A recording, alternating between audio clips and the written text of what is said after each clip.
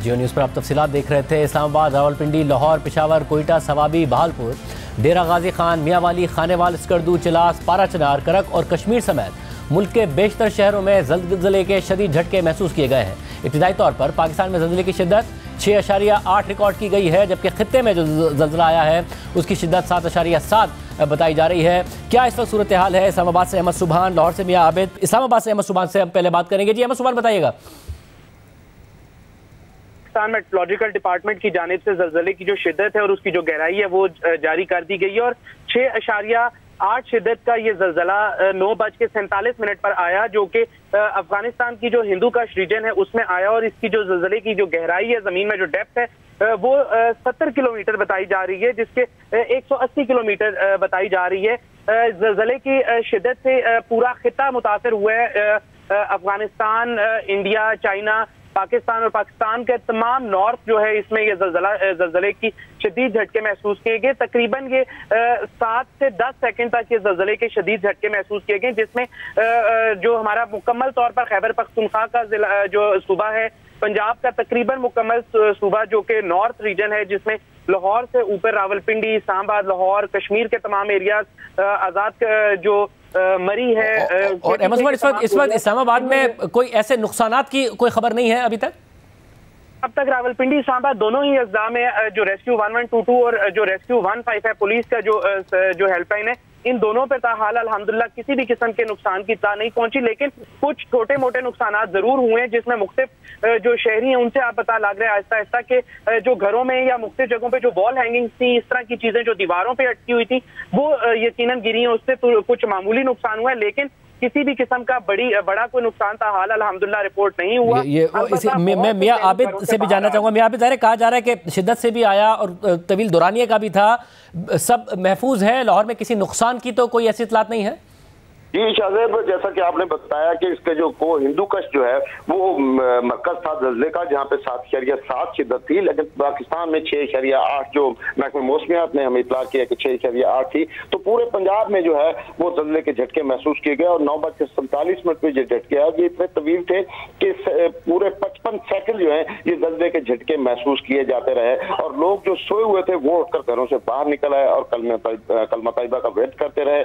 तो इस वक्त जो डिप्टी कमिश्नर है लाहौर के, उन्होंने हाई अलर्ट कर दिया है, टीमें बाहर मुतरक कर दी हैं, लेकिन रेस्क्यू 1112 का ये कहना है कि अल्हम्दुलिल्लाह कोई एक भी कॉल अभी तक किसी जानी या माली नुकसान की मौसूल नहीं हुई। जबकि यहाँ घरों की ये सूरत हाल थी कि जो बर्तन टेबल्स के ऊपर पड़े थे वो भी गिरकर टूट गए और जो पंखे छतों के ऊपर चले थे, क्योंकि मौसम बड़ा खुशगवार था, बारिश हो रही थी, तो उसमें पंखे बंद थे तो वो भी हिलते हुए नजर आए। जी बहुत शुक्रिया। आप दीगर शहरों से भी हम कोशिश कर रहे हैं कि हमारे नुमाइंदों से हम बात कर सकें कि सब महफूज हैं। आपने सुना लाहौर, इस्लामाबाद में कोई बड़े नुकसानात की कोई ऐसी इतलात नहीं है। 6.8 स्केल का ये ज़ल्ज़ला था, कोई नुकसानात की खबरें नहीं आ रही हैं। प्रोग्राम में आगे बढ़ते हैं। पंजाब और खैबर पख्तूनख्वा असेंबलियों के इंतखाबात कब होंगे, इस हवाले से गैर यकीनी की सूरत हाल बरकरार है। तहरीक इंसाफ का मुतालबा है कि दोनों सूबों में फौरी इंतखाबात कराए जाएँ, लेकिन हुकूमत का मौक़िफ़ है कि पूरे मुल्क में इंतखाबात एक ही वक्त में होने चाहिए। इस हवाले से कल हुकुमरान इत्तेहाद के तवील इजलास में भी बात हुई है और ज़राए का कहना है कि इस इजलास में सिविल और अस्करी क़यादत ने इत्तफ़ाक़ किया है कि पूरे मुल्क में इंतखाबात एक ही वक्त में कराए जाएंगे। कल वज़ीर आज़म शहबाज शरीफ की ज़ेर सदारत पहला इजलास हुआ, जिसमें वुज़रा और हुकुमरान इत्तेहाद जमातों के नुमाइंदों ने शिरकत की और ये तकरीबन 5 घंटे जारी रहा। और डॉन अखबार की रिपोर्ट के मुताबिक वज़ीर दिफ़ा ख्वाजा आसिफ ने बताया है कि दूसरा इजलास 1 घंटा जारी रहा और उसमें chief of army staff general Asim Munir और DGI लेफ्टिनेंट जनरल नदीम मंजूम ने भी शिरकत की।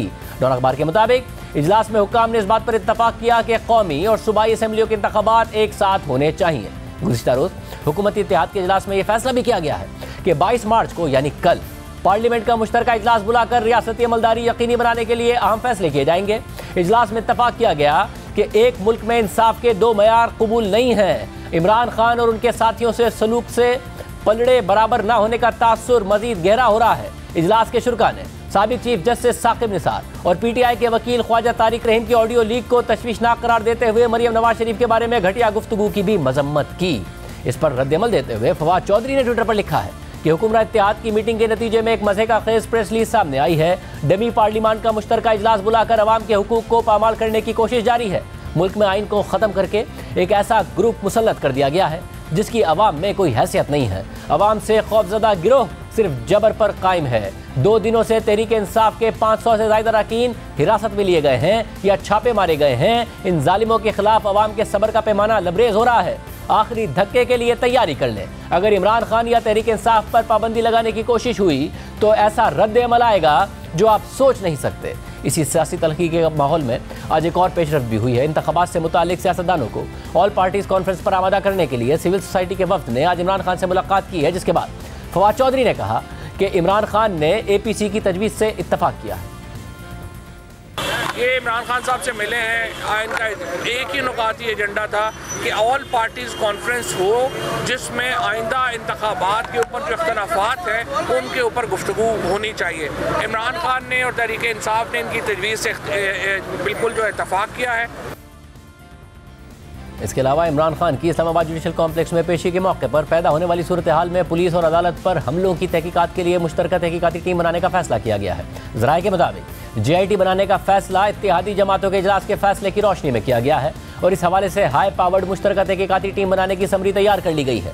ज़राए का कहना है कि JIT में वजारत दाखिला, पुलिस और हसास इदारों के अफसरान भी शामिल होंगे। JIT जुडिशल कॉम्प्लेक्स इस्लामाबाद में पुलिस पर तशद्दुद की तहकीकात करेगी और इस हवाले से अपनी रिपोर्ट 7 दिन में पेश करेगी। ज़राए के मुताबिक JIT रियासती इदारों के खिलाफ अवाम को उकसाने और तशद्दुद के जिम्मेदारों का तयन करेगी, जबकि JIT की रिपोर्ट की रोशनी में हुकूमत मजीद कानूनी कार्रवाई का फैसला करेगी। दूसरी तरफ अदालती शख्सियात के बारे में चौधरी परवेज इलाही के साबिक प्रिंसिपल सेक्रेटरी मोहम्मद खान भट्टी की वीडियो सामने आई है, जिसमें मोहम्मद खान भट्टी कह रहे हैं कि एक अदालती शख्सियत के 2 बेटे करप्शन कर रहे हैं, जबकि लाहौर हाई कोर्ट अली अफजल शाही के जिम्मे है। लेकिन चौधरी परवेज इलाही का अपने साबिक प्रिंसिपल सेक्रेटरी के बयान पर कहना है कि नामालूम अफराद के जरिए उठाना और फिर अपनी मर्जी का बयान लेना आदत बन चुका है। मोहम्मद खान भट्टी को उठाया गया, फिर अपनी मर्जी का बयान देने पर मजबूर किया गया। मरियम नवाज और शरीफ खानदान चाहते हैं कि हाई कोर्ट और जजेस इनके दबाव में रहें। ये चाहते हैं कि मौजूद जज साहिबान तमाम फैसले शरीफ खानदान से पूछ कर सुनाएं। नवाज शरीफ और मरियम की हुकूमत बजरिया नामालूम अफराद मुखालिफिन से अपनी मर्जी के बयान ले रही है। शरीफ खानदान समझता है कि जो फैसले उनके हक में हो सिर्फ वो ठीक है। ये जो सारा कुछ हो रहा है अदलिया को अंडर प्रेशर करने के लिए किया जा रहा है। नून लीग अदलिया और जजों के खिलाफ सोची समझी साजिश कर रही है। आला अदालती शख्सियात से मुतालिक कोई पहली वीडियो या ऑडियो नहीं है। इस तरह की कुछ ऑडियोज़ वक्तन फ़वक्तन सामने आती रही हैं और गुज़िश्ता कुछ अरसे से इसमें शिद्दत आ गई है। नून लीग मुसलसल तराजू के पलड़े बराबर करने का मुतालबा कर रही है और ये बयानियाँ बना रही है कि अदालतों ने लीगी रहनुमाओं के साथ नाइंसाफ़ी की और इमरान खान को मुसलसल रिलीफ दिया जा रहा है। और वज़ीर आज़म के मामले ख़ुसूसी अताउल्लाह तारर ने कहा है कि एक आम शहरी इंसाफ के लिए दर बदर फिरता है और इमरान खान से जमानत के लिए तारीख ली जाती है। वीडियो का नोटिस कौन लेगा? आज अब ये वीडियो आ गई है तो इसका नोटिस किसने लेना है? अब ये इल्जाम लगा है तो दूध का दूध और पानी का पानी तो होना चाहिए। इस मुल्क में ये दोहरे निज़ामे अदल के होते हुए ये चीजें कैसे आगे चलेंगी कि एक लाडला है वो दहशत गर्दी करे, वो दहशत गर्दों को लेके आए, वो पेट्रोल बम मारे, वो लोगों को जख्मी करे, वो अदालत के दरवाजे से हमला करके भाग जाए, मगर उसकी जमानत 9 की 9, 10 की 10, 11 की 11 मंजूर कर ली जाती है। उसको नहीं कहा जाता कि तुमने अदालत पे हमला क्यों किया, हमारे पास क्या लेने आए हो। ये बाकी सियासी जमातों के लिए है। दूसरी तरफ आज एक बार फिर इमरान खान 2 मुकदमात और नैब के केसेस में रिलीफ हासिल करने के लिए लाहौर हाईकोर्ट में पेश हुए और एक बार फिर तमाम केसेस में रिलीफ हासिल करने में कामयाब हो गए। लेकिन आज इमरान खान की पेशी बिल्कुल मुख्तलिफ नजर आई। PTI ने आज 2 बजे अपने कारकुनों को जमान पार्क पहुंचने की हिदायत की थी ताकि वो पहले की तरह इमरान खान के साथ जा सकें, लेकिन इमरान खान अचानक 12:30 बजे ही जमान पार्क से रवाना हो गए और फिर 1 बजे लाहौर हाई कोर्ट पहुंच गए। उनके साथ ना कोई बड़ा काफिला था, ना कोई हंगामा हराई हुई, ना कारकुन जमा हुए और ना ही अदालती हुदूद में तोड़ फोड़ हुई। पुलिस भी महफूज रही और खुद इमरान खान भी पुरसुकून अंदाज में समात का हिस्सा बनकर अदालत से रवाना हो गए। सिर्फ यही नहीं, मौजूद जजेस को भी पहले की तरह इमरान खान की आमद का इंतजार नहीं करना पड़ा। इमरान खान मुकर्रर वक्त से पहले अदालत में पहुंच गए और कमरा अदालत में मौजूद रहे और इस सब की वजह यह है कि कल इमरान खान ने इस्लामाबाद में दर्ज किए गए 2 मुकदमात में हिफाजती जमानत के लिए लाहौर हाई कोर्ट में दरख्वास्त दायर कर दी थी और इब्तिदाई समात के बाद अदालत ने मज़ीद समात आज तक के लिए मुलतवी करते हुए सख्ती से कह दिया था कि अगर इमरान खान को रिलीफ चाहिए तो वक्त पर अदालत में आना पड़ेगा। कल दौरान समात इमरान खान के वकील ने मौक़िफ़ इख्तियार किया था कि इमरान खान की पेशी के वक्त वकला को अंदर जाने में मुश्किलात पेश आती हैं, तो जस्टिस शहबाज रिजवी ने कहा कि यह तब होता है जब आप 1000 बंदा साथ ले आते हैं। अगर रिलीफ चाहिए तो इमरान खान कल 2:15 बजे अदालत में मौजूद हों। यह नहीं होगा कि इमरान खान 7 बजे आ रहे हैं या 8 बजे आ रहे हैं। और आज इमरान खान सिर्फ अपने सिक्योरिटी स्टाफ के हमरा मुकर्रर वक्त से पहले लाहौर हाईकोर्ट में पहुंच गए और ख़ास बात यह है कि आज अदालत में पेशी के वक्त इमरान खान के गिर्द बुलेट प्रूफ शील्ड का हिसार भी बनाया गया था और फिर सबसे पहले जमान पार्क में पुलिस ऑपरेशन से मुतालिक तौहीन अदालत की दरख्वास्त पर जस्टिस तारिक सलीम शेख ने समाअत की। इमरान खान ने खुद रोस्ट्रम पर आकर कहा कि मेरी अहलिया घर पर थी, मेरे घर के शीशे तोड़े गए, मैं इस्लामाबाद में था, पुलिस ने मेरे पीछे घर में कार्रवाई की, मेरी बीवी घर पर अकेली थी, शीशे टूटने पर उसने चीखें मारी, घर में पुलिस की कार्रवाई की फुटेज मौजूद है। आज मैं छुपकर अदालत पहुंचा हूं, इस गाड़ी में आया हूं जिसको कोई नहीं जानता। आज मैं बगैर किसी काफले के आया हूं, जगह जगह रुकावटें लगाकर मुझे रोका गया ताकि अदालत ना पहुंच सकूं। दौरान समाज जैसे तारिक सलीम शेख ने रिमार्क्स दिए कि मीडिया पर बैठकर जो अदलिया का मजाक बना रहे हैं उनके खिलाफ तौहीन अदालत की कार्रवाई करूंगा। अगर तमाम फरीकैन ने अदलिया की इज्जत ना की तो फिर तौहीन अदालत की कार्रवाई करूंगा। हमने कानून के मुताबिक कार्रवाई करनी होती है, हम सिर्फ कानून की बात करते हैं। अदालत ने इस केस में सरकारी वकील और आईजी पंजाब समेत दीगर फरीकैन से जवाब तलब करते हुए समाअत कल तक के लिए मुलतवी कर दी। दौरान समाअत असिस्टेंट एडवोकेट जनरल पंजाब ने इस्तदा की कि इमरान खान के मुकदमात की तफसीलात से मुताल्लिक केस दूसरी अदालत में मुंतकिल किया जाए। तो जस्टिस तारिक सलीम शेख ने रिमार्क्स दिए कि किस बात पर आपको अदालत पर एतमाद नहीं है, ये तो पहले का फैसला है। अगर आइंदा इस तरह का मामला किया तो मैं तौहीन अदालत की कार्रवाई करूंगा। ये केस पहले का चल रहा है, अदालती हुक्म भी पहले का है, लिहाजा आप अदलिया की तौहीन ना करें। हमने बार बार आपको मुकदमात के रिकॉर्ड्स के लिए नोटिस किए हैं और आप मोहलत मांग रहे हैं। व्हाट्सएप का जदीद दौर है, आप कॉपी व्हाट्सएप के जरिए मंगवा लें। अदालत ने अब बुध तक इमरान खान के खिलाफ मुकदमात की तफसीलात तलब कर ली हैं। इस समाअत के बाद इमरान खान इंसदादी दहशतगर्दी के 2 मुकदमात में हिफाजती जमानत के लिए जस्टिस शहबाज रिजवी और जस्टिस फारूक हैदर के सामने पेश हो गए और अदालत ने पीर तक उनकी हिफाजती जमानत मंजूर कर ली। इमरान खान के खिलाफ ये 2 मुकदमात इस्लामाबाद में थाना गोलड़ा और CTD में दर्ज हैं, जिसके बाद इमरान खान 2 नैब केसेस में जमानत हासिल करने के लिए जस्टिस अली बाकर नजफी की अदालत में पहुंच गए और यहां से भी रिलीफ हासिल कर लिया। हाई कोर्ट के 2 रुकनी बेंच ने 10 दिन के लिए इमरान खान की हिफाजती जमानत मंजूर कर ली। इमरान खान के वकील का अदालत से कहना था कि जितनी तेजी से हम जमानत लेते हैं उतनी तेजी से नए केसेस बन जाते हैं। अब ये याद रहे कि तोशाखाना केस में नैब इमरान खान और बुशरा बीबी समेत दीगर अफराद के खिलाफ इंक्वायरी कर रहा है और नैब रावलपिंडी ने इमरान खान और बुशरा बीबी को आज तलब कर रखा था और इमरान खान की पेशी के हवाले से सिक्योरिटी के इंतजाम भी किए गए थे। लेकिन इमरान खान नैब के दफ्तर में तो पेश नहीं हुए, लेकिन लाहौर हाई कोर्ट से हिफाजती जमानत हासिल कर ली। और इन तमाम केसेस में पेशी और रिलीफ हासिल करने के बाद इमरान खान 4 बजे के बाद लाहौर हाई कोर्ट से जमान पार्क के लिए रवाना हो गए। लेकिन दूसरी जानिब आज इस्लामाबाद की मुख्तलिफ अदालतों में भी इमरान खान के केसेस की समाअत हुई। थाना संजानी में दर्ज किए गए मुकदमे में इमरान खान की तरफ से आज हाजिरी से इस्तिस्ना की दरख्वास्त दायर की गई थी, जो अदालत ने कबूल कर ली और इमरान खान की अबूरी जमानत में 4 अप्रैल तक तौसी कर दी। इसके अलावा इक़दाम कत्ल के मुकदमे में इस्लामाबाद हाई कोर्ट ने इमरान खान की हाजिरी से इस्तिस्ना की दरख्वास्त मंजूर कर ली और उनकी जमानत में 6 अप्रैल तक तौसी कर दी। इस पूरी सूरत हाल पर बात करेंगे वफाकी वज़ीर दाखिला राना सनाउल्लाह हमारे साथ मौजूद। राना साहब बहुत शुक्रिया मुझे ज्वाइन करने के लिए। सबसे पहले इमरान खान साहब ऑल पार्टीज कॉन्फ्रेंस के लिए मान गए हैं, आज सिविल सोसाइटी का वक्त मिला तो हुकूमत भी आगे बढ़ेगी कि ठीक है मुज़ाकरात करके मामलात करते हैं, या आप कल पार्लियामान से ही बस फैसला करने वाले हैं कि इंतखाबात एक साथ ही होंगे, ये 30 अप्रैल को इंतखाबात नहीं होने? देखें, जहाँ तक इंतखाबात के एक साथ होने का मामला है इसमें हमारी भी एक राय थी, लेकिन जब उस राय को हमने बाकी जो अलाइड पार्टीज़ हैं मखलूत हुकूमत में, तो उनके सरबराहान से जब ये बात की है तो जो छोटे सूबों की पार्टीज़ हैं ख़ास तौर पे, तो उनके इसके ऊपर जो ख़दशात हैं, जो तहफ़्फ़ुज़ात हैं, उनका ये कहना है कि क्योंकि पंजाब जो है, पंजाब में तकरीबन 147-46 जो है वो कौमी असम्बली की सीटें हैं और पंजाब में जो हुकूमत बनाएगा अगला इलेक्शन जो है उसका रिज़ल्ट वही डिक्टेट करेगा, वही पार्टी डिक्टेट करेगी, जो कि तीनों सूबों के साथ एक जो है वो नाइंसाफ़ी होगी और जनरल इलेक्शन जो है वो बेमानी होकर रह जाएगा। तो इसलिए उनके जो तहफ़्फ़ुज़ात हैं उनको पार्लियामेंट में डिस्कस किया जाना और उसके ऊपर अगर रेजोल्यूशन कोई पास होता है तो ये उनका आइनी हक़ है, उनका सियासी हक़ है। और ये जो बात है इसमें फिर शक भी क्या है, गलत भी क्या है, मगर इसके बावजूद अगर आप पार्लियामेंट से रेजोल्यूशन ले भी लें, कौम की सियासत को परागंदा करने पे तैयार है। मतलब अगर आप पार्लियामेंट से रेजोल्यूशन पास करा भी लें तब भी ये फैक्ट थोड़ी चेंज हो जाता है कि सुप्रीम कोर्ट ने फैसला दिया हुआ है, इलेक्शन कमीशन पाबंद है, 30 अप्रैल की तारीख दे चुका है। आप कर लें मुश्तरका पार्लियामान का कल इजलास, उससे रेजोल्यूशन करा लें कि जी एक ही वक्त में होंगे और 30 अप्रैल को नहीं होंगे, तो कैसे डिले हो जाएगा?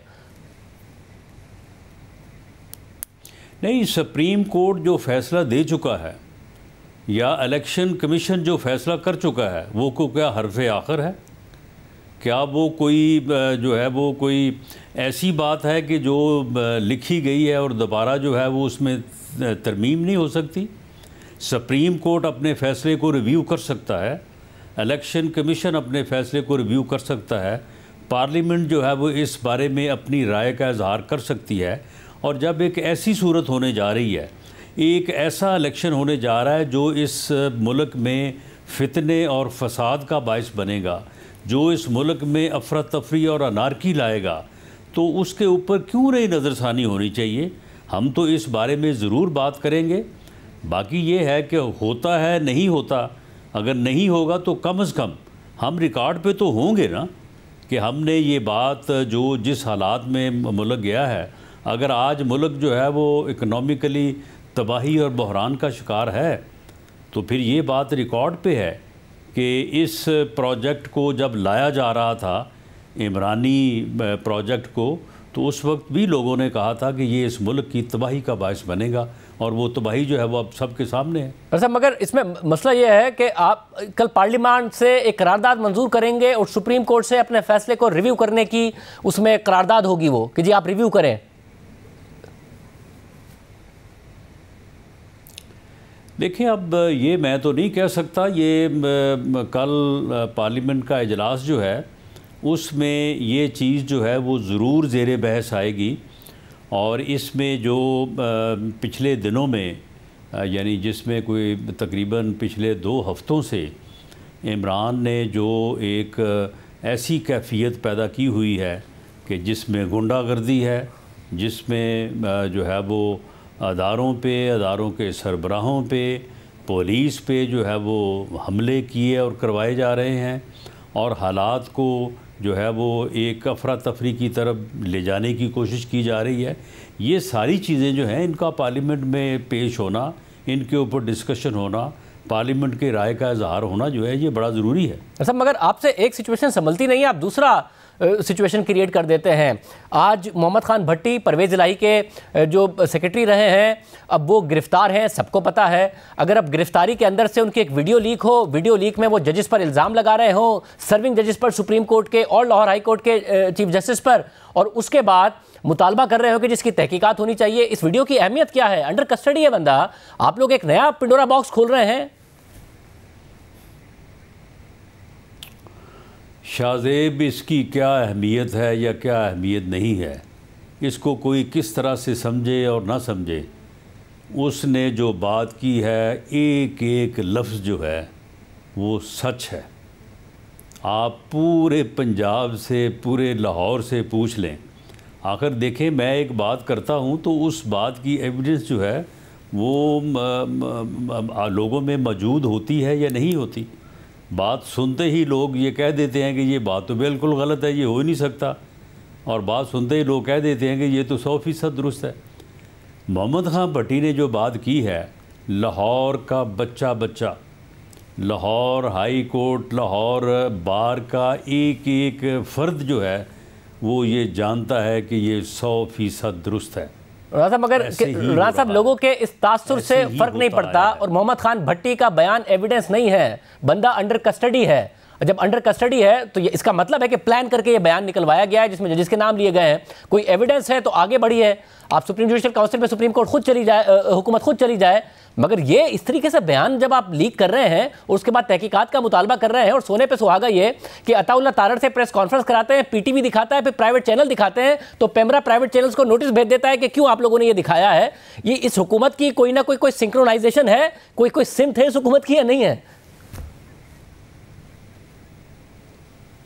नहीं, देखें, मैंने तो मोहम्मद खान भट्टी ने जो बात की है, मैंने उस बात की कि सच होने, सही होने या ना होने के ऊपर बात की है। बाकी कानूनी लिहाज से वो कितनी जस्टिफाइड है नहीं है, उसकी एविडेंस जो है वो होनी चाहिए नहीं होनी चाहिए, उसके ऊपर तहकीकात अगर कोई करना चाहे तो 100 मोटो नोटिस से भी हो सकती है, अगर कोई ना करना चाहे तो उसे कोई पूछ नहीं सकता। मामला तो ये है कि जो बात उसने की है उस बात का सभी को मालूम है कि ये ऐसे हो रहा है। लोगों को ये हकीकत होती जो है वो रोज़ सामने नज़र आती है, और ये चीज़ें जो हैं ये दुरुस्त हैं। ये रोज़ जो हो रहा है तो उसमें इन चीज़ों की एविडेंस मौजूद है, और ये चीज़ें जो हैं ये लोगों की राय बनाने और लोगों की याददाश्त के ऊपर बड़े गहरे असर छोड़ती हैं। तो इसकी अपनी जगह पे एक अहमियत है, भले उसको आप कानूनी मूशगाफियों के हिसाब से जो है वो उसको दुरुस्त जाने या ना जाने। मगर राजा साहब, आप लोगों से ना कुछ साबित हो रहा है, गिरफ्तार करने की कोशिश की ना आप लोग इमरान खान साहब को गिरफ्तार कर पाए, फिर ये वीडियोज़ आना, ऑडियो लीक होना, इस सब में हुकूमत अपना ही मजाक बना रही है ना। इससे बेहतर नहीं है कि अगर Imran Khan all parties conference के लिए माने तो आप भी इंगेज कर लें, कुछ आप पीछे आ जाए, कुछ वो आगे चले जाए और साथ इलेक्शन हो जाए जो आप लोग चाहते हैं। नहीं, पहली बात तो इस बात का यकीन है कि ये बात जो है ये कौन कर रहा है और इस बात में किस हद तक सच्चाई है।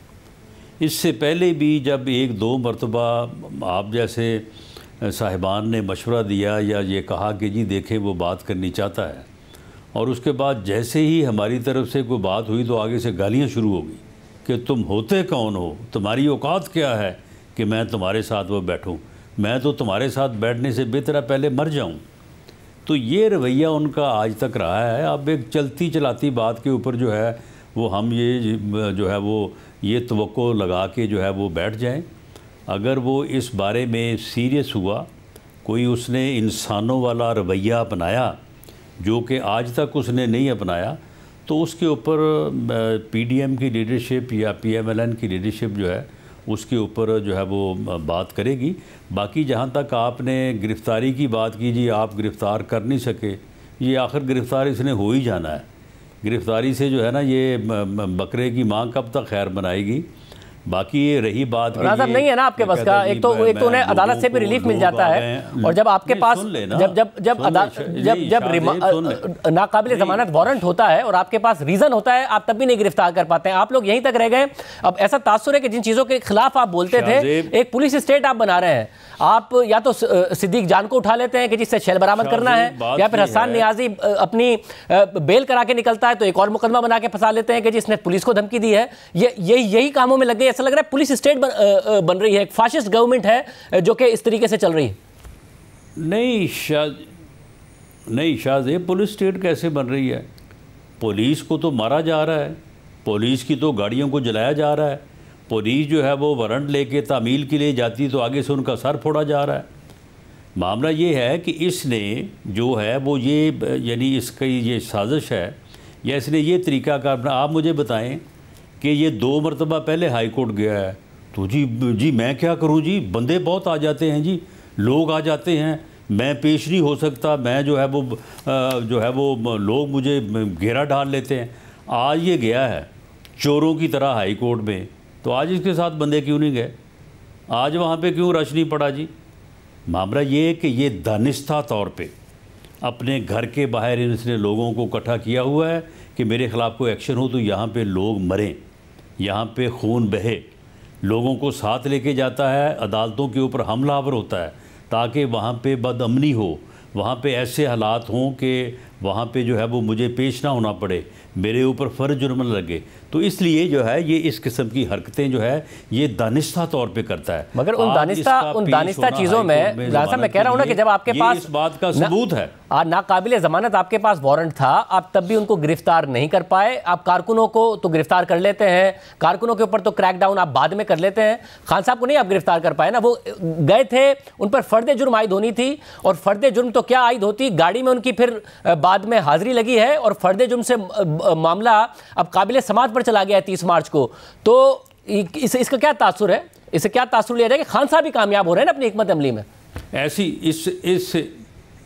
इससे तसर ये है कि उसने इस सूरत हाल को पैदा करने के लिए जिन कारकुनों को गुमराह करके इस सूरत हाल को पैदा किया, उनको बजाय इसके कि हम उस वक्त ताकत का इस्तेमाल करते और ब्लड शेड होता या लोग हलाक होते, बेहतर है कि हमने उस वक्त ये कार्रवाई नहीं की।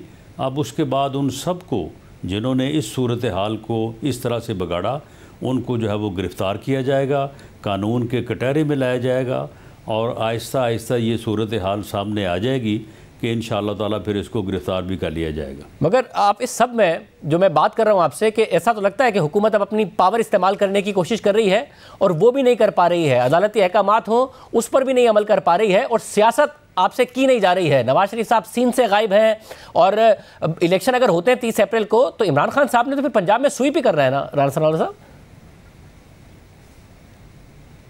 नहीं, ये ऐसे ही कहानी है, ये जो है ना, ये इसने एक प्रोपेगेंडा किया हुआ है। जो सर्वे हुए हैं, जो चीज़ें हुई हैं, अगर आपके पास वो इन्फॉर्मेशन मौजूद है तो इंशाअल्लाह ताला पंजाब में जो है वो हम मेजॉरिटी हासिल करेंगे, और कोई इसका सवीप सूब वाला मामला नहीं है, यही इसका हल्ला गुल्ला है। और बाकी ये कौन सा सर्वे आपके पास, ये आवाम के साथ शेयर कर लें। आखिरी तो गैलप का था जिसमें 61% पॉपुलैरिटी खान साहब की नजर आ रही है। जी नहीं, गैलप गुलब के सर्वे की कोई बात नहीं है। जो हमने पूरा पंजाब जो है वो विज़िट किया है, हर जगह पे जाके कैंडिडेट्स जो हैं उनकी सिलेक्शन की है, लोगों के साथ बात की है, तो हम पूरी तरह से जो है वो हमें एतमाद है कि इंशाअल्लाह ताला इलेक्शन का रिज़ल्ट जो है वो हमारे हक़ में होगा। और जहाँ तक इस बात का तल्लुक़ है कि जी हम इसको गिरफ़्तार नहीं कर सके, हम गिरफ़्तार इसको ताकत का ऐसा इस्तेमाल जिसके नतीजे में इसको अपना फितने और फसाद के लिए जो है वो मौका मिले और इसको लाशें मिलें, इसको खून मिले, वो हम नहीं करना चाहते।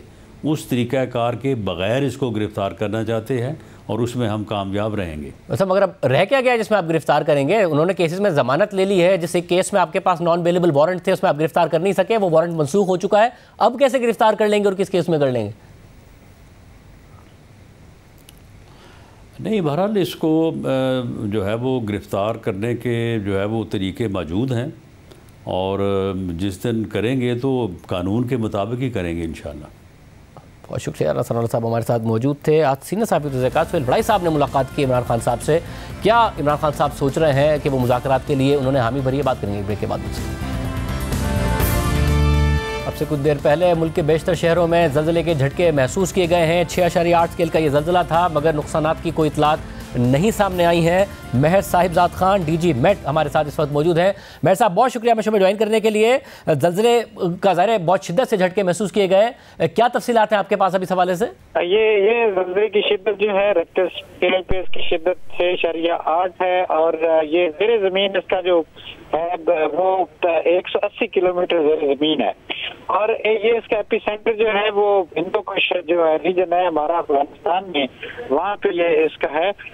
तो ये इसकी गहराई काफी ज्यादा है, लिहाजा ये जहाँ पे इसका एपी सेंटर होगा वहाँ पे तो थोड़ा बहुत नुकसान हुआ होगा, लेकिन ये जो है इतना ज्यादा ये नुकसानदेह नहीं होगा। यानी कह लें कि जी हमारे चित्रार या उन इलाके जो अफगानिस्तान के नजदीक इसके बनते हैं वहाँ पे नुकसान होगा, लेकिन आगे जाके फील्ड ये काफी एरिया में हुआ होगा, दिल्ली तक फील्ड हुआ होगा।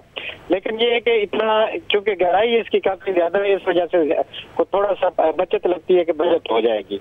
क्योंकि जो 2005 में ज़लज़ला आया, जो अभी टर्की में ज़लज़ला आया, उसकी गहराई कम थी, या आप कह रहे हैं गहराई बहुत ज़्यादा है 180 किलोमीटर, जिसकी वजह से महसूस तो हुआ होगा मगर नुकसान कम होगा। नुकसान कम होगा चूंकि आपको 2005 वाला जो था वो 10 किलोमीटर था, और अभी जो टर्की वाला था वो 17 किलोमीटर था।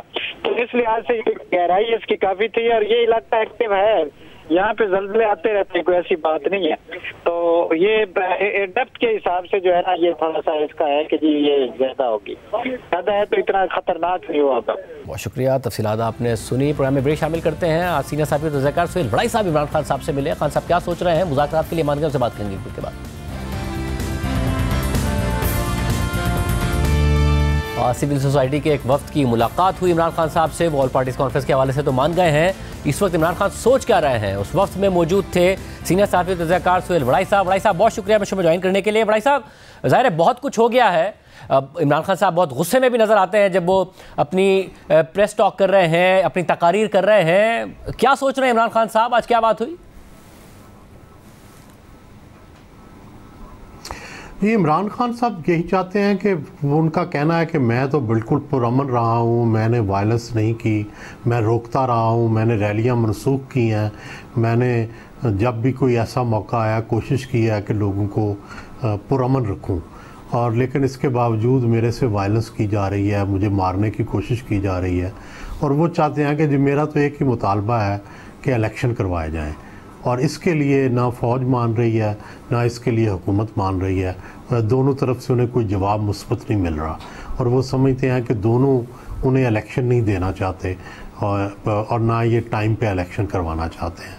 तो आज हमारा जो डेलीगेशन था सिविल सोसाइटी का, इसने उन्हें यही कहा कि भाई एक ऑल पार्टीज़ कॉन्फ्रेंस होनी चाहिए जिसमें पॉलिटिकल पार्टीज़ तो कम से कम आपस में बैठें और कुछ CBMs पे साइन करें, जिसमें उनकी तरफ से भी ये हो कि वो जो गवर्नमेंट जो है वो कुछ ऐसे इकदाम नहीं करेगी जिससे तहरीक इंसाफ के लोगों को मारना पड़े या आंसू गैस या शेलिंग ये हो, और इलेक्शन कैंपेन की इजाज़त दी जाए। और दूसरी तरफ खान साहब भी इंश्योर करें कि फंडामेंटल राइट्स जब वो इक़्तिदार में आएंगे तो इनको इंश्योर करेंगे। मतलब तो खान साहब क्या ज़ाती तौर पर बैठने को तैयार हैं उस कॉन्फ्रेंस में, या अपना वफ्द ही भेजेंगे, या ज़ाती तौर पर इंगेज करने को तैयार हैं? ज़ाती तौर पर भी वो कहते हैं कि मैं तैयार हूँ, और वो कहते हैं कि बस मैं NRO पे साइन नहीं करूँगा किसी पे, जिस करप्शन पे, बाकी मैं हर मौजू पे उनसे बात करने के लिए तैयार हूँ। और आपको लगता है कि खान साहब को कम से कम ये कॉन्फिडेंस मिला है कि अगर इस्टेब्लिशमेंट दूसरी तरफ खड़ी है, सियासी जमातें उनका एतराज़ है कि हुकूमत उन पर क्रैकडाउन कर रही है, उसके बावजूद बयानिया वो अपना सेल करने में कामयाब हुए हैं, अपना विक्टिम कार्ड भी सेल करने में कामयाब हुए हैं, जो हुकूमत ये साबित करना चाह रही थी कि जी इंसाफ का तराजू अलग है, या खान साहब डर रहे हैं जेल जाने से, खान साहब उसके मुकाबले में बयानिया बनाने में कामयाब हुए हैं? ये फीलिंग आई आपको? जी, खान साहब काफ़ी कॉन्फिडेंट नज़र आए। बस उनको सिर्फ एक ही शक है कि जो उनसे इलेक्शन जो है वो दूर किया जा रहे हैं और छीने जा रहे हैं। अदरवाइज़ अवामी सपोर्ट के बारे में वो बहुत कॉन्फिडेंट थे और बड़े खुश थे कि उन्होंने गेन किया है बहुत ज़्यादा हालिया दिनों में। और दूसरा, वो अदालतों से जो उनको जिस तरह से मिलता रहा है तो उस पर भी वो काफ़ी मुतमिन थे। मतलब और अब हुकूमत तो कहती है एक ही साथ इलेक्शन हो। कल भी हुक्मरान इत्तेहाद का इजलास हुआ, कल पार्लियामेंट का जॉइंट सेशन होने जा रहा है। इसके लिए खान साहब कोई दरमियान का रास्ता निकालने को तैयार हैं कि नेशनल असेंबली ज़रा पीछे हो जाए, सूबाई असेंबली के इलेक्शन आगे चले जाएं, या वो अब इसी बात पर कायम है कि 30 अप्रैल को ही हो पंजाब का इलेक्शन और उसके बाद जब भी हो कौमी असेंबली का इलेक्शन? मेरा ख्याल है अगर डायलॉग होगा तो जाहिर है उसमें ऑप्शंस तो डिस्कस होंगी। सुनने में ये भी आया है कि इलेक्शन कमीशन ने भी अपनी माजूरी का इजहार करने वाला है चंद दिनों तक कि जी हम 30 अप्रैल को नहीं करा सकते। तो जाहिर है जब इलेक्शन कमीशन ने माजूरी का इजहार कर दिया तो फिर कुछ ना कुछ तो करना पड़ेगा, सुप्रीम कोर्ट में जाना पड़ेगा और सुप्रीम कोर्ट से फिर वर्डिक्ट लेना पड़ेगा। और इसके लिए खान साहब को भी थोड़ी लचक दिखानी चाहिए। और दूसरी तरफ फेडरल गवर्नमेंट जो है वो भी नहीं चाहती कि बजट जो है वो अगला दे, और वो बजट से पहले ही अपनी हुकूमत को रुखसत करना चाहते हैं। तो इतना टाइम का फ़र्क तो नहीं है, 2-4 महीनों का फ़र्क है। अगर दोनों लचक दिखाएं और इसके बारे में सुप्रीम कोर्ट इसके बारे में हदायत दे तो फिर तो ये मुमकिन है कि कोई कंसेंसस बन जाए, एक रास्ता बन जाए, दोनों इलेक्शन एक टाइम पे हों और तो पाकिस्तान में एक एनामली क्रिएट ना हो। वगरना तो ये होगा कि सूबाई असम्बली के इलेक्शन हो जाएंगे तो कौमी वाले हिस्सा नहीं ले सकेंगे, और जब कौमी के हो रहे होंगे तो सूबाई वाले हिस्सा नहीं ले सकेंगे। एक अजीब एनामली बन जाएगी। यहाँ गवर्नमेंट जो है वो PTI की अगर बन गई तो नून का क्या बनेगा कौमी असम्बली में। तो ये इस तरह की एनामली से बचना चाहिए। 1973 के आइन में कभी ऐसा नहीं हुआ कि इतने लंबे वक्फे से कौमी और सूबाई असम्बलियों का इलेक्शन हुए हों। आमतौर पे अगर वक्फे से हुआ भी तो 2 दिन 3 दिन के वक्फे से, इससे ज़्यादा नहीं। मतलब और जो इस्टेब्लिशमेंट का मामला है, ज़रा खान साहब ने अब तो मौजूदा आर्मी चीफ पर भी बैनुल अक़वामी मीडिया को इंटरव्यू देते हुए तनकीद की कि जो कुछ हो रहा है ये आर्मी चीफ करा रहे हैं। आपकी नज़र में पॉइंट ऑफ नो रिटर्न पर मामला चला गया है या मामला बेहतर हो सकते हैं खान साहब के? नहीं, खान साहब ये तो कहते हैं जी सारा कुछ फ़ौज कर रही है और सारा कुछ आर्मी चीफ कर रहा है। वो तो कहते हैं जी PDM के पास तो कोई ताकत ही नहीं है। आज भी उन्होंने बार बार ये कहा कि PDM के पास तो कोई ताकत ही नहीं है, सारे फैसले आर्मी चीफ करता है और वही कर रहा है। और उन्हें कोई उनसे आर्मी चीफ से तवक्को भी नहीं लगी कि वो कोई इमरान खान साहब से कोई मीडिएट करेंगे या डायलॉग करेंगे या उनकी कोई बात सुनेंगे। तो इस सिलसिले में तो वो मुकम्मल मायूस नज़र आए। तो फिर भाई साहब ज़रा शॉर्ट टर्म में हमें नज़र आया है कि इस्टेब्लिशमेंट से जो पॉलिटिकल लीडर्स हैं वो शॉर्ट टर्म में ना जीते हैं तो लॉन्ग टर्म में ज़रूर जीत जाते हैं। क्या खान साहब आपको लग रहा है कि जो वो एक मोमेंटम क्रिएट करने में कामयाब हुए हैं वो शॉर्ट टर्म में भी जीत सकते हैं इस वक्त जो मोमेंटम वो क्रिएट कर गए? देखिए जी, मेरा ख्याल है जितनी पॉपुलैरिटी इस वक्त उनकी है, दूसरे तो उनके मुखालफ तो रेत की दीवार लग रहे हैं। उनकी ना कोई तैयारी नज़र आती है। अब हम गए हैं वहाँ पे ज़मान पार्क में, तो चारों तरफ एक झमकटा लगा हुआ है, बाकायदा टेंटों का एक शहर आबाद है। लोग नारे लगा रहे हैं बारी बारी, वफद मिलने आ रहे हैं उनको, और घर के इर्द गिर्द ऐसे लग रहा है जैसे मेला है, चारों तरफ गाड़ियाँ खड़ी हैं। तो जाहिर है दूसरी तरफ नून लीग जो है वो सारे खाली डेरे पड़े हैं उनके। तो मेरा ख्याल है कि इस वक्त तो उन्हें बिल्कुल ये इलेक्शन ऐसे ही है कि खा जाएगा उनको। तो खान साहब को सूट करता है, और खान साहब को चाहिए तो यही कि वो किसी तरह पचका कर या किसी तरह प्यार मोहब्बत से इलेक्शन की तरफ जाएं। तो इलेक्शन की तरफ चले गए तो फिर ज़ाहिर है इक़्तिदार उनकी झोली में होगा, उनको रोकना मुश्किल होगा। लेकिन ज़ाहिर है दूसरी तरफ पीडीएम को ये पता है कि हम अगर इलेक्शन में गए अभी तो हमको इबरतनाक शिकस्त होगी, इसलिए वो इलेक्शन से दूरी चाहते हैं, और इसलिए तैयारियाँ भी हो रहे हैं कि वो इलेक्शन को आगे ले जाएँ। वो चाहते हैं कि अक्टूबर में इलेक्शन हो। और बड़ाई साहब, जिस तरीके से ज़ाहिर पीडीएम हुकूमत की एक तो परफॉर्मेंस नहीं है अच्छी, इकॉनमी उनसे नहीं संभल रही है, आईएमएफ उनसे नहीं बहाल हो रहा है, दूसरी तरफ जिस तरह उन्होंने इमरान खान साहब को मैनेज करने की कोशिश की है उसमें भी खान साहब की एक पॉलिटिकल कैंपेन का ही बंदोबस्त किया। आपके ख्याल में ये भी पूरा का पूरा मामला मिसमैनेज ही किया है उन्होंने? मेरा ख्याल है कि ये समझ नहीं सके इस साइंस को कि जो पॉपुलर लीडर होता है उसके साथ इस तरह के हथकंडे जो हैं उसको और पॉपुलर बनाते हैं और सिंपैथी देते हैं, उसकी स्ट्रेंथ जो है वो और बढ़ जाती है। तो बजाय उसके कि अब अगर वो जेल में भेजते हैं तो तब भी खान साहब को फ़ायदा हो। हाँ, ये हो सकता है कि लंबी कोई जेल भेज दें, उनको उसके साथियों को ये पैगाम दिया जाए कि वो बाहर नहीं आएंगे, वो इलेक्शन में हिस्सा ही नहीं ले सकते, उनको हम इक़्तिदार ही नहीं देंगे। लेकिन इसके लिए तो मार्शल लॉ से कम गुंजाइश नहीं है, क्योंकि कोर्ट्स मौजूद हैं जो इमरान खान को गुंजाइशें दे रही हैं, और अभी तक जितने भी फंडामेंटल राइट्स हैं उनमें उनको डिफेंड कर रही हैं। तो मेरा नहीं ख्याल कि हुकूमत जो है अपने इन हथकंडों से इमरान खान को दबा सकती है या उनके वोट बैंक को कम कर सकती है। सिर्फ यही कर सकती है कि इलेक्शन पोस्टपोन कर दे, इलेक्शन को आगे ले जाए, तो फिर शायद कोई आगे जाके कोई रिलीफ दें, इकनॉमिक रिलीफ दें या लोगों को कायल करें, तो फिर थोड़ी बहुत ऐसी पोजीशन बन जाए कि वो मुकाबला कर सकें पीटीआई का। इस वक्त तो मुकाबले की पोजीशन में भी नहीं है। बहुत शुक्रिया सिलवराय साहब की गुफ्तगू आपने सुनी। इस वक्त ये पीडीएम की सूरत हाल है। आज प्रोग्राम में इतना, इजाज़त दीजिए, अल्लाह हाफ़िज़।